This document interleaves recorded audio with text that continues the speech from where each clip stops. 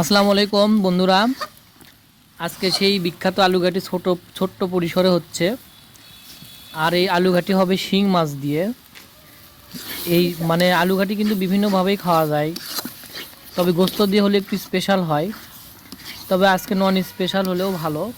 আজকে হবে হচ্ছে আপনার শিং মাছ দিয়ে। তো অলরেডি শিং মাছ কষানো হয়ে গেছে। শিং মাছ ওটা কি শিং মাছ? তাই এই যে শিং মাছ দেখেন,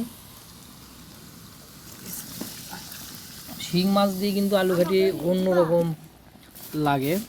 দেখেন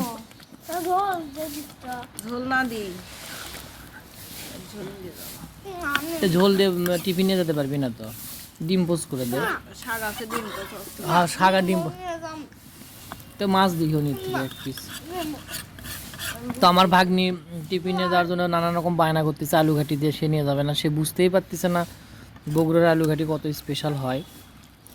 আসলে আজকে শিং মাছ দিয়ে আলুঘাটি, মানে সেই বিখ্যাত রকমের আলুঘাটি। এখন কষে নেওয়ার পরে কষে নেওয়ার পরে কষে নেওয়ার পরে কষে নেওয়ার পরে আপনার কি করা হলো দেখেন, কষে নেওয়ার পরে আরও মানে বলক তোলার পরে এই শিং মাছটা দেওয়া হবে।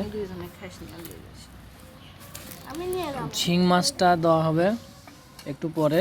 লবণ ঝাল হলো কিনা দেখতে হবে, না চেক করতে হবে। তো ইয়ে পাতা নাই, শুলুক পাতা নাই, আমধনি পাতা। এই যে বলক চলে আসছে, একটু পরে শিং মাছ দেওয়া হবে। আপনারা দেখেন কত সুন্দরভাবে আর কি শিং মাছ দেওয়া হয়, দেখাবো। এই যে শিং মাছ আগে কষানো হয়েছে, তবে যাই হোক এরকম করে রান্না করা হয়। ওই শ্যাম্পুর বোতলের মধ্যে দাও।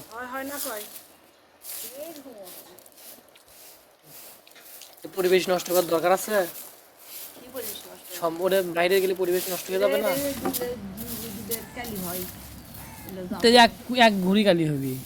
আমু দাও তো দাও।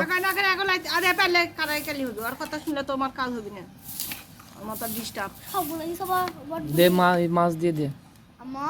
এই যে বন্ধুরা শিং মাছ দেওয়া হচ্ছে দেখেন, এই যে দেওয়া হলো। মানে এটা হলো সেই শিং মাছ দিয়ে আলুঘাটি। তো আসসালামু আলাইকুম, সবাই ভালো থাকবেন।